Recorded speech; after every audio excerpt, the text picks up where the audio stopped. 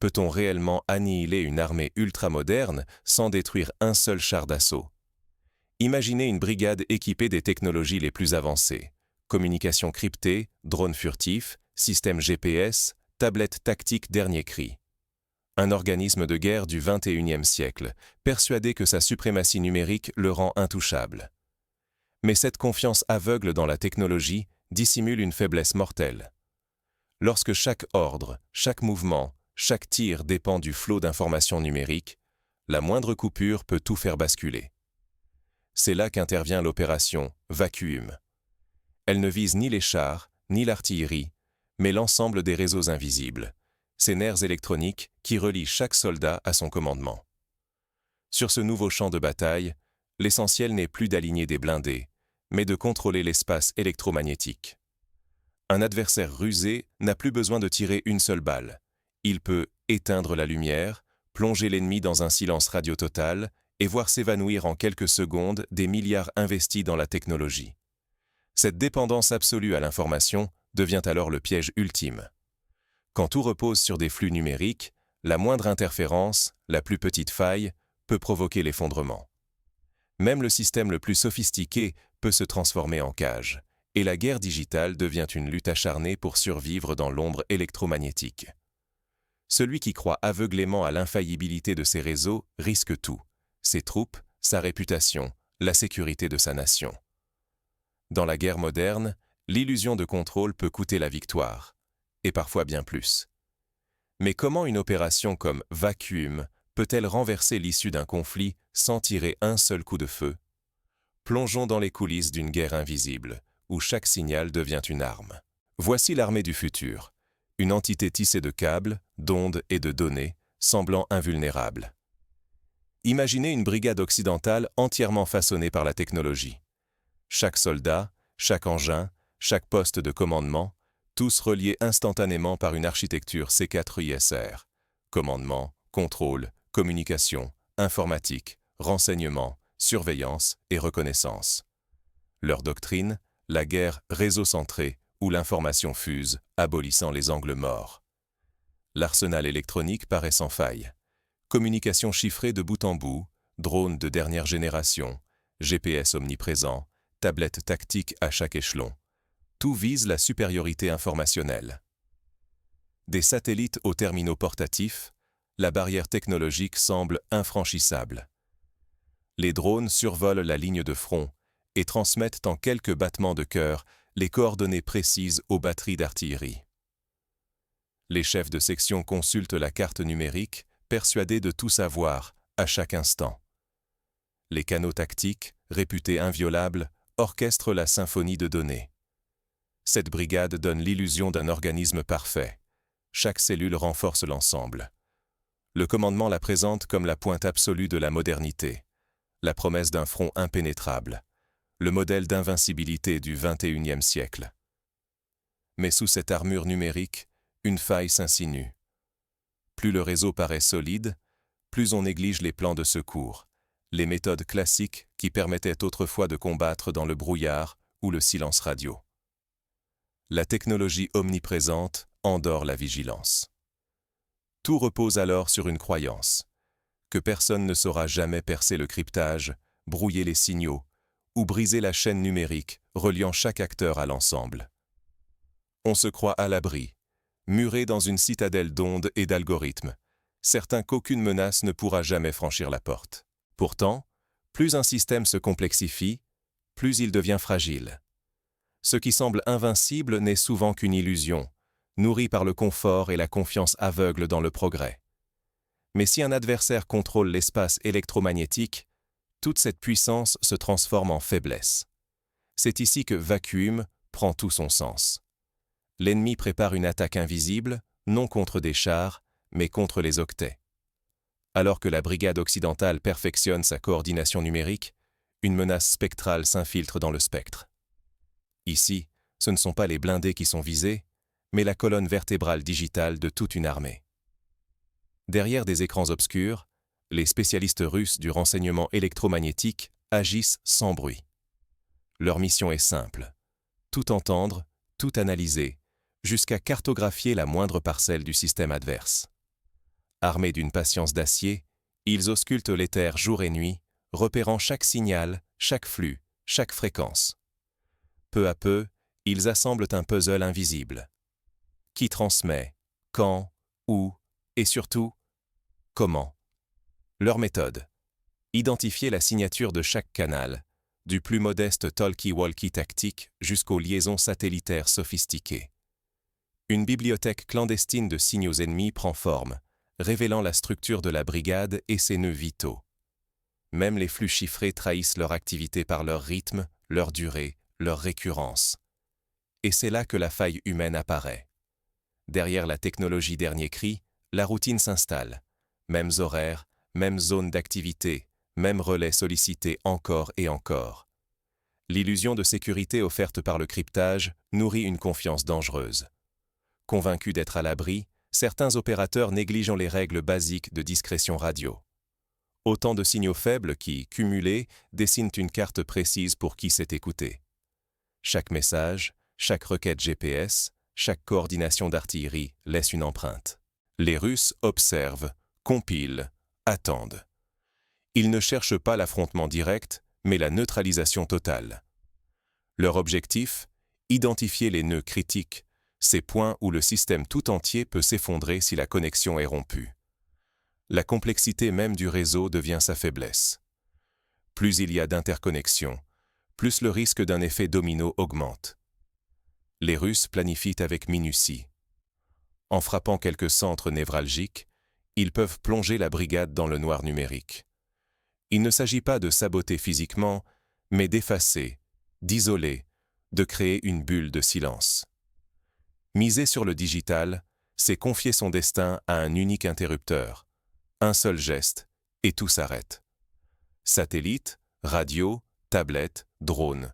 Tout ce qui fait la supériorité numérique devient soudain muet, aveugle, inutile. La brigade, autrefois tout-puissante, se retrouve coupée de ses propres sens. Le plan est simple et implacable. Créer un vacuum informationnel, un vide où l'ennemi ne perçoit plus rien. Ce n'est pas un assaut classique, mais l'effacement pur et simple de l'adversaire du champ de bataille électromagnétique. Vient alors le moment de vérité. L'opération Vacuum entre en action. L'armée high-tech va-t-elle seulement comprendre ce qui lui arrive? La phase décisive commence maintenant. L'armée occidentale se retrouve face à l'inconnu, privée de ses repères numériques. Comment réagira-t-elle lorsque la réalité du vide s'abattra sur tout le front? En moins de 20 minutes, le chasseur numérique devient une proie désemparée. L'opération Vacuum s'active sans bruit, scellant le sort de la brigade digitale par la seule extinction du spectre électromagnétique. Le chaos ne s'infiltre pas. Il tombe, net, en 3 actes impitoyables. Première phase, l'aveuglement. Coupés du ciel, les radars cessent soudain de percevoir l'horizon. Les drones, naguère omniprésents, s'effacent du réseau un à un. Caméras, capteurs, tous les dispositifs de surveillance numérique meurent en une seconde. La brigade perd tout regard sur l'ennemi. Chaque soldat redevient aussi vulnérable qu'un fantassin du siècle passé. Deuxième phase, l'assourdissement. Les fréquences tactiques se brouillent. Les radios ne diffusent plus que des parasites. GPS et Galileo s'évanouissent dans un silence glacial. Les terminaux satellites deviennent des objets inertes. Les réseaux Linksys, colonne vertébrale des communications, s'effondrent. Au centre, le QG se retrouve coupé, incapable de joindre ses propres bataillons. Troisième phase, l'exploitation. Cette armée, conçue pour la guerre numérique, ne sait plus avancer. Artillerie, infanterie, blindés, chacun agit désormais dans le vide, sans ordre ni coordination. Les frappes sont impossibles à guider, les mouvements incohérents. La chaîne de commandement se dissout, les chefs sont incapables de localiser leurs unités, les subordonnés s'égarent dans la confusion. Résultat, l'oubli total des fondamentaux. Carte papier, compas, ordre donné à la voix, tout cela a été sacrifié à la modernité. Les officiers cherchent des solutions sur des tablettes mortes, incapables de lire une carte sans GPS. Nul ne sait plus transmettre un ordre sans écran, ni écrire à la main. Alors surgit la panique. La sécurité du réseau s'effondre, remplacée par la peur du vide. Les soldats hésitent, se rassemblent, puis se dispersent. L'angoisse de l'isolement fissure la cohésion. Chaque minute sans consigne ronge le moral. L'impression d'être protégé par la technologie disparaît. Au sol, la brigade n'est plus qu'une foule désorientée, privée de volonté collective. Perdre les yeux, les oreilles, puis la voix. Cet enchaînement précipite la défaite, avant même que l'ennemi ne surgisse. Refuser d'envisager un blackout, c'est courir à la ruine sans comprendre comment elle arrive. La défaite frappe d'abord dans l'ombre, sans prévenir. Mais ce n'est qu'un début. L'adversaire, lui, n'a pas attendu pour exploiter chaque faille ouverte par la disparition du réseau. Celui qui détient la clé du spectre radio tient en main le sort de la guerre. L'opération Vacuum l'a prouvé sans ambiguïté. La brigade numérique, pourtant fleuron technologique, s'est effondrée sans le moindre échange de tirs. Aucun obus n'a été tiré. L'ennemi les a plongés dans une obscurité totale, coupés de toute information, incapables d'agir ou même de comprendre leur propre défaite. Ce choc a ébranlé tous les états-majors occidentaux. La certitude que la supériorité digitale assurerait la victoire s'est révélée tragiquement fausse. L'adversaire a su lire nos signaux, anticiper chaque mouvement, puis désintégrer l'ensemble de notre structure d'information avec une précision implacable. La leçon est d'une brutalité rare, s'en remettre aveuglément au numérique, sans aucune redondance ni plan de secours, expose à l'effondrement total. Trop longtemps, nous avons sous-estimé l'intelligence de l'ennemi, croyant que des flottes de satellites et de tablettes suffiraient à dominer le champ de bataille. Il est devenu vital de revoir nos doctrines. Le soldat de demain ne peut pas se contenter de manipuler la technologie. Il doit apprendre à survivre sans elle. Savoir lire une carte papier, naviguer à la boussole, transmettre un message sans réseau, ces compétences redeviennent cruciales. La véritable force n'est plus la sophistication brute, mais la capacité à mixer innovation et résilience. Il faut bâtir des systèmes hybrides, capables de basculer sur des modes analogiques dès que le digital s'éteint. Seuls survivront ceux qui préparent l'impensable, le brouillage absolu. Persister dans l'illusion numérique, c'est marcher vers la disparition au prochain choc. Chaque euro mis dans la technologie, sans penser à la souveraineté électromagnétique, creuse la tombe de nos armées. Depuis Vacuum, une révolution s'impose. La maîtrise du spectre électromagnétique devient la condition absolue de la survie militaire et de l'indépendance stratégique. Les conséquences de cette prise de conscience se répercutent déjà dans les salles d'opération. Un nouvel affrontement se profile, où la suprématie ne se jouera plus seulement sur les écrans. Ceux qui contrôlent l'éther contrôleront la guerre de demain.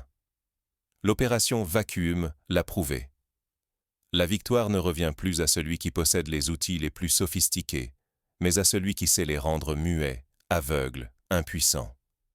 L'excès de confiance digitale est devenu la faille mortelle des armées modernes, car il les expose à l'invisible, à l'inaudible, à l'indétectable.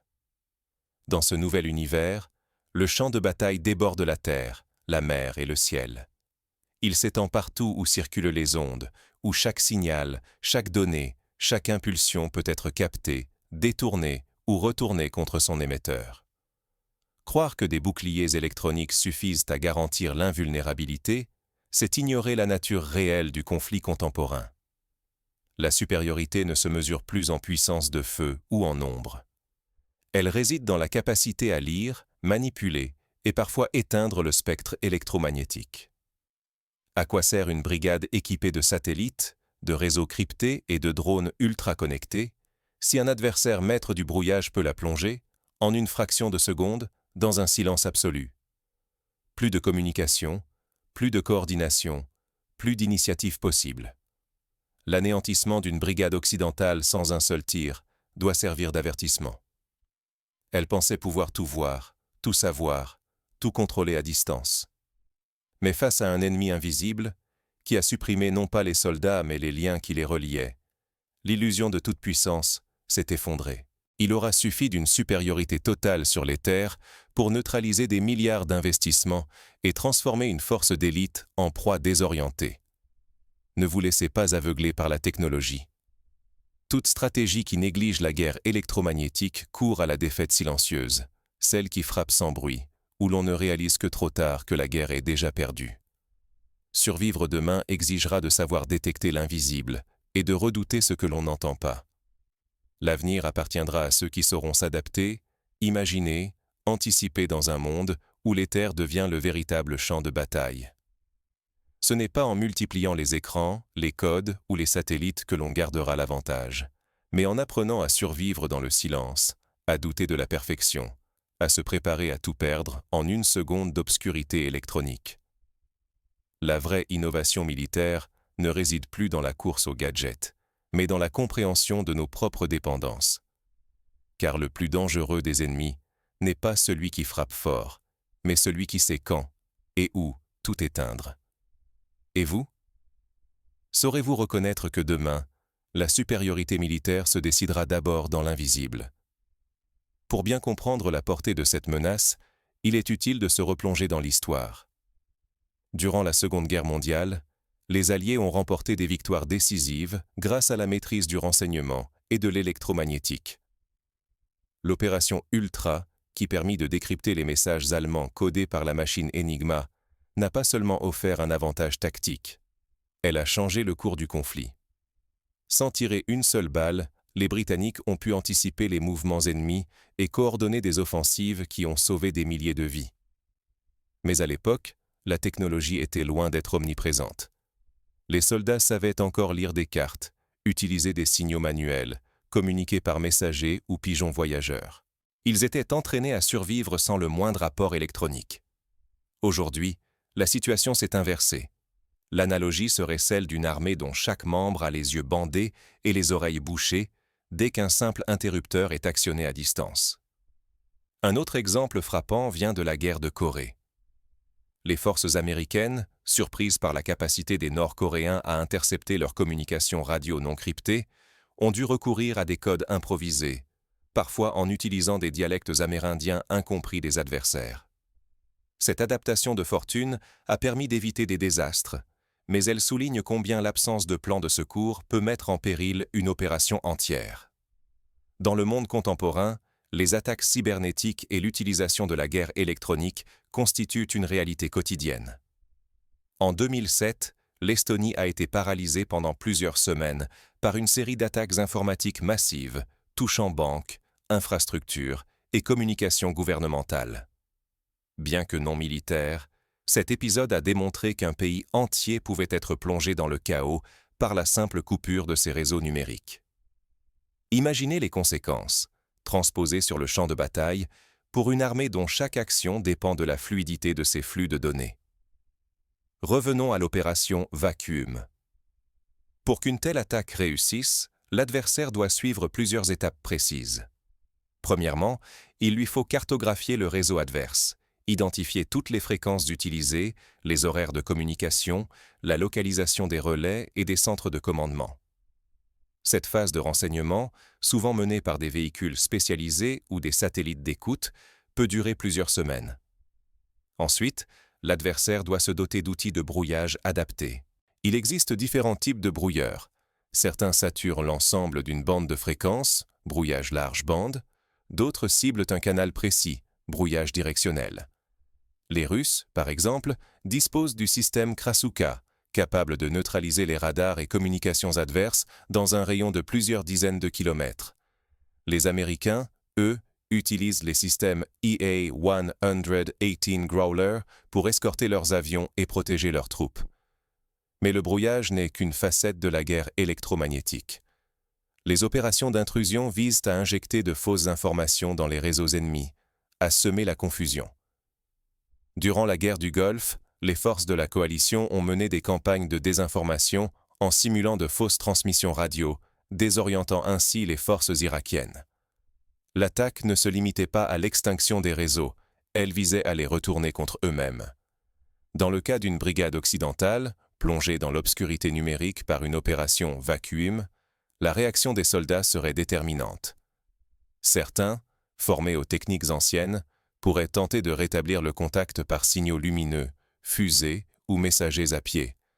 Mais la majorité, conditionnée à l'instantanéité du numérique, risquerait de succomber à la panique ou à l'inertie.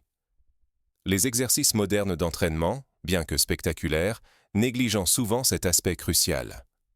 Pour éviter un tel effondrement, plusieurs mesures concrètes sont envisageables. Premièrement, il s'agit de réintroduire l'apprentissage des fondamentaux, lecture de cartes, utilisation de la boussole, transmission d'ordre par écrit. Deuxièmement, il faut multiplier les systèmes de redondance, des radios analogiques de secours, des codes manuels, voire la réintroduction de pigeons voyageurs pour les messages urgents en cas de blackout total. Troisièmement, l'armée doit investir dans la résilience psychologique de ses soldats. Des exercices réguliers de journée sans numérique permettraient d'entraîner les unités à opérer dans le silence le plus absolu.